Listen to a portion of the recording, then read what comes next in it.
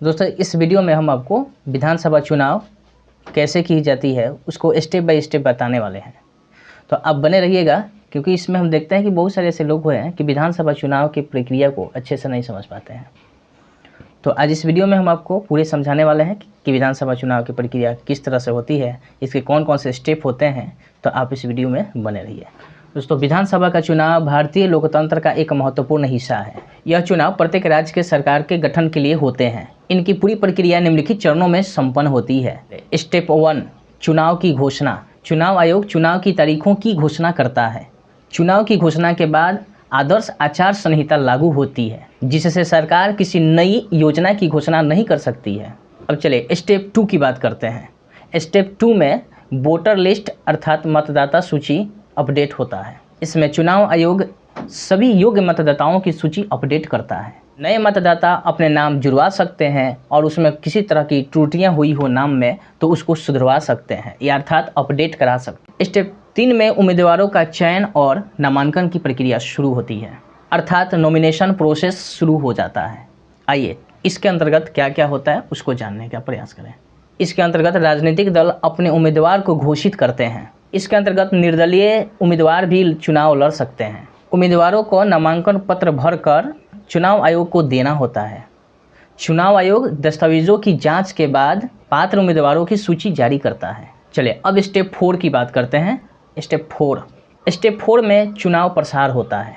उम्मीदवार और राजनीतिक दल रैलियों, जनसभाओं, पोस्टर, सोशल मीडिया आदि के माध्यम से प्रचार कराते हैं। प्रचार के लिए धन खर्च की सीमा होती है, जिसे उम्मीदवार को मानना पड़ता है। मतदान से 48 घंटे पहले प्रचार समाप्त हो जाता है, अर्थात उस अवधि को मौन अवधि कहा जाता है। स्टेप 5 में मतदान यानी वोटिंग प्रोसेस होता है। इसके अंतर्गत चुनाव आयोग द्वारा तय तारीख पर मतदान होता है।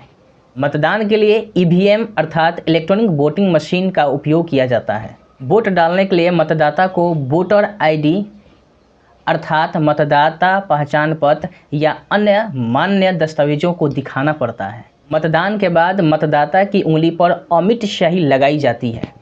स्टेप 6, इसके अंतर्गत चुनाव के बाद तय तारीख को मतगणना होती है।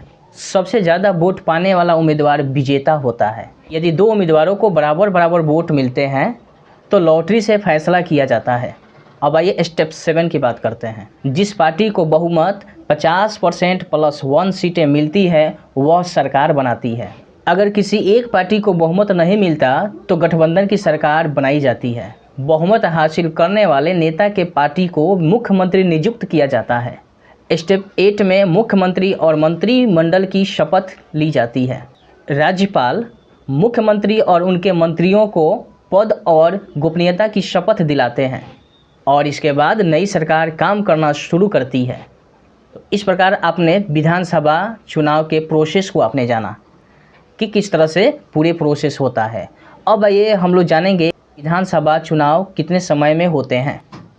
इसका जवाब है विधानसभा का चुनाव हर 5 साल में होते हैं।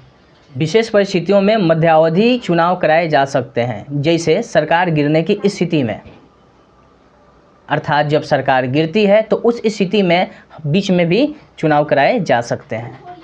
आइए इसके बाद अब जानने का प्रयास करें कि चुनाव कौन कराता है। तो इसका जवाब है भारतीय चुनाव आयोग, अर्थात चुनाव आयोग ही इसका जिम्मेवार होता है। इसमें राज्य के मुख्य निर्वाचन अधिकारी चुनाव आयोग के निर्देशों का पालन करते हैं। इनको संक्षेप में CEO कहा जाता है, जिसका पूरा नाम चीफ इलेक्टोरल ऑफिसर होता है।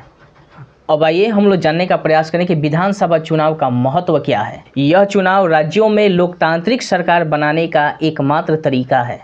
इस चुनाव में जनता को अपने प्रतिनिधि चुनने का अधिकार मिलता है। इस चुनाव द्वारा चुनी गई सरकार शिक्षा, स्वास्थ्य, कानूनी व्यवस्था, रोजगार आदि जैसे मुद्दों पर निर्णय लेती है। इस तरह विधानसभा चुनाव लोकतंत्र का एक महत्वपूर्ण स्तंभ है, जो जनता को अपनी सरकार चुनने का अधिकार देता है। तो दोस्तों इस तरह से आप लोग समझ चुके होंगे कि विधानसभा का चुनाव कितने स्टेपों में होते हैं। मैंने स्टेप बाय स्टेप आपको बताने का प्रयास किया है और ये आपको अच्छे से समझ आ गई होगी। नमस्कार।